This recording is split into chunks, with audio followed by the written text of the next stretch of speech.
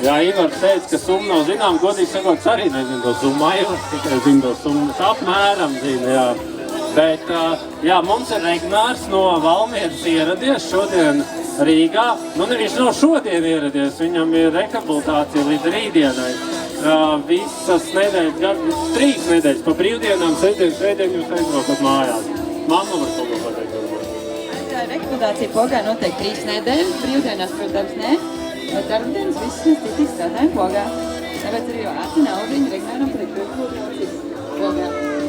Jā, visi norit labi un viss uzlabojās. Jā, mums notiek ik pa 3 mēnešiem, 3 nedēļas. Arī novēlēsim, lai turpmāk viss sekmējās, viss uzlabojās. Un tad tā summiņa. Aivars tad varētu pateikt, jā, vai šeit ir, lūk, parādīsim, kā tad ir.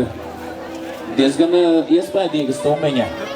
5 par skaitlis 10 296 Regnāram saziedots Rīga Valmieras skrējiena soļumā. Tas arī Latvijas čempionāts 100 km, 107 km, pusnaktī no Brīvības pieminekļa līdz Valmieras Sīmaņu baznīcas kliņķiem. Nu, lūk, lai Regnāra māmiņai viss sekmējas un paliek arī labāk. Paldies šiem te cilvēkiem, kas saziedoja. Jā, un paldies arī par šito pasākumu. Mums ir tik daudz skatītāju šajā brīdī.